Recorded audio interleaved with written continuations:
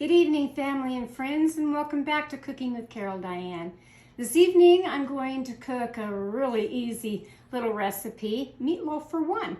It's just me tonight, so you're not going to need very much for one person. It might make, enough for the next night, for seconds or whatever. Last night I cooked my German cabbage pockets, and I didn't use the whole thing of that great big hamburger. I used 3/4 of it to make my cabbage pockets, but I left about a pound left over. So that's what I'm going to use tonight, is the hamburger from that. And this is lean ground beef. I like lean ground beef because it doesn't have all the fat and grease in it. So you just put that in any bowl, start with that. And then what I like to do is put a little onion in it. This is a yellow onion that I'm going to use. Not a white, not a red, just a yellow onion. And again, doesn't take a whole lot, especially just for me tonight in here. You're just going to have to kind of judge on a one person or two. This can also be for, a couple of two people. Just a pound of hamburger will do you just fine. Chop up your onion very finely. It's pretty good. Put it back in the bowl with the hamburger. Everyone cooks meatloaf differently. There's about 4 different things that I've noticed that everybody cooks differently. Chili is one of them. Hamburger, meatloaf, spaghetti, and potato salad, that's another one. Everybody has their own little recipe of how they like to cook it, and that's fine. Cook it the way you want to cook it. So that's all the onion that I'm going to use tonight. I'm taking my celery here, and we may use 2 of the stalks. I don't know yet. Maybe just one. I'll just see how much comes out in the pan. Had to go to the dentist today. That's always a lovely experience, isn't it? I was in that chair for 2 hours. Yes, came out with a headache. And so,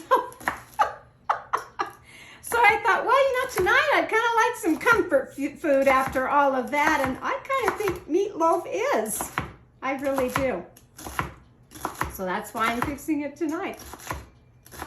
I love how you make appointments at doctors, dentists, any profession like that. You make an appointment and, it's hurry up to get there and wait. Hurry up to wait. And that's what I did. You're sitting in the chair sometimes for 30, 40 minutes waiting to see the doctor, but that's how it is nowadays.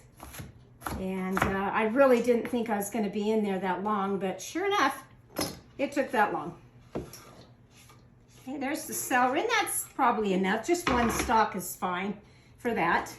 And then I'm going to take 1 egg. Just 1 egg. Basic recipe, this really is.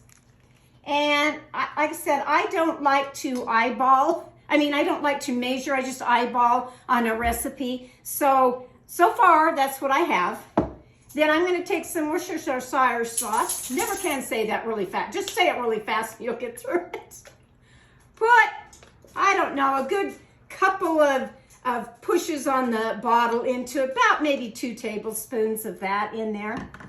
I do like to put some ketchup in mine. Again, a couple squirts of that in there. Gonna put some pepper.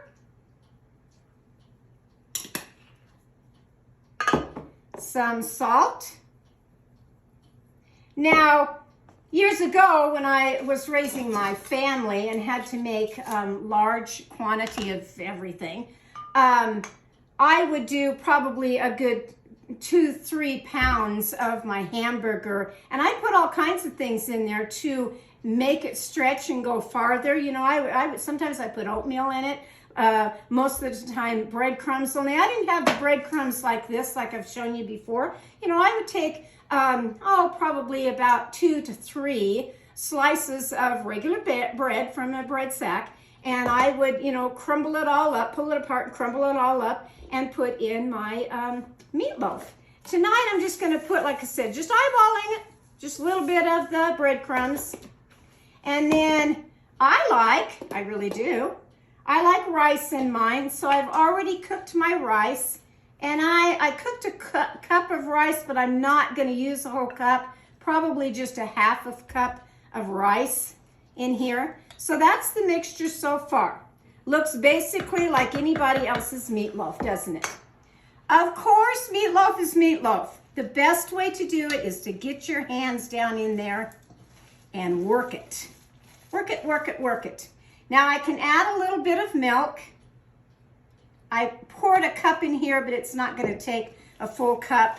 I said it's more about the feel and the look, the texture of your meatloaf.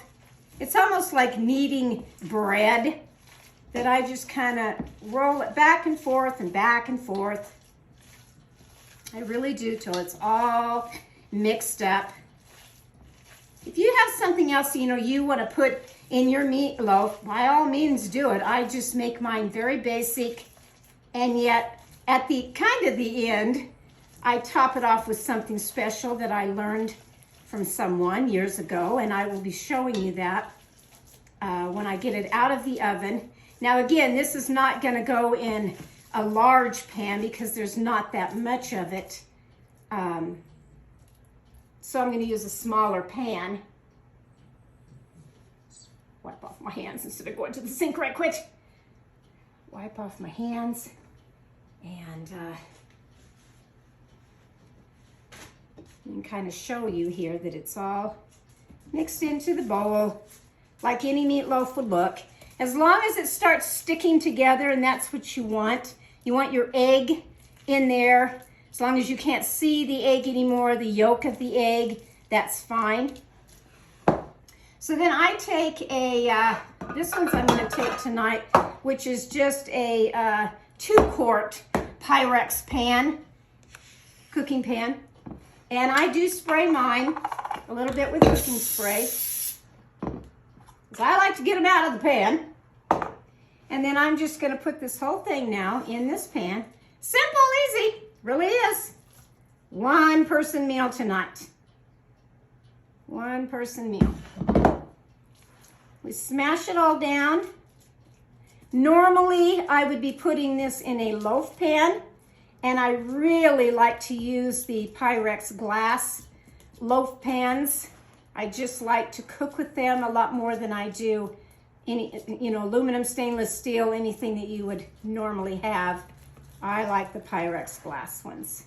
Just old-fashioned that way, I guess. Just kind of make it firmly go down on all the corners and the sides. I have preheated my oven to 400. This isn't going to take that long, not like a normal meatloaf in a great big loaf pan. So I'm going to start it at 30 minutes and see how it looks. If it needs a little longer, 30 to close to 40 minutes, okay. And once it gets to that, then I'm going to come back and show you what else I've done to this meatloaf and what else I'm going to have with my little one-person dinner tonight. So see you in a few. Welcome back to the second part of making my meatloaf for one tonight. It has now out of the oven. It took about 30 minutes to do. This is it. And 5 minutes before I took it out of the oven, I put something on top. And I learned this a long time ago from someone, so I kind of like to share it with you because it's really yummy. So you just take a bowl, and so basic, so simple, and yet so good.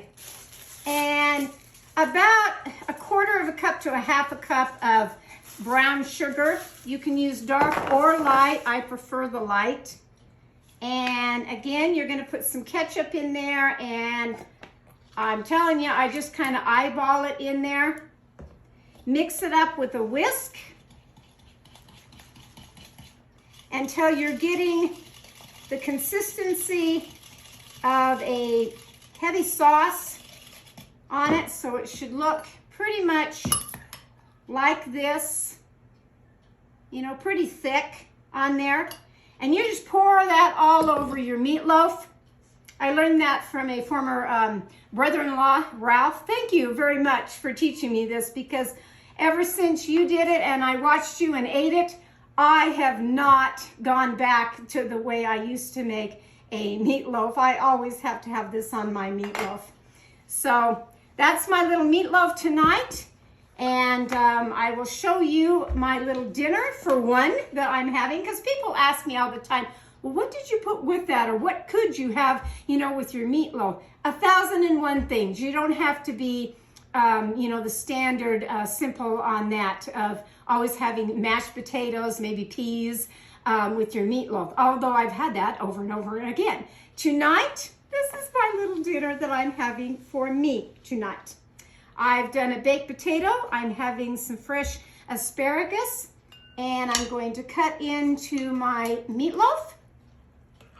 And I'm going to have that on my plate. Just a little top piece there. I can't miss anything because it's very, very good. Very, very good. Learned a little trick about a baked potato. I did not cook my baked potato in the oven along with the meatloaf, although I've done that 1,000 times too. I didn't do that tonight. I have learned to take a potato, wash it off really well at the sink, poke it a couple of times with a sharp knife, stick it in a Ziploc baggie with just a couple of drops of water, put it in your microwave for about, depends on your microwave and depends on how big the potato is, maybe 3 minutes, and it comes out so soft, so nice, and I've been doing that ever since on a baked potato. Tonight, for my dessert, I made earlier today some just homemade chocolate pudding, and I will show you how to make that recipe in another video. But this is my good chocolate pudding that I'm going to have. Again, comfort food tonight. 2 hours in the dentist office. Still going to need to take a couple of Tylenol. And that is going to be my dinner for one. Some iced tea. Eat your heart out. It's been fun making this dinner tonight. I hope you've enjoyed it. From my kitchen to yours, cooking with Carol Diane. Who knows what I'm going to come up with next? Stay tuned for the next one. Thanks now, and good evening. Bye-bye now.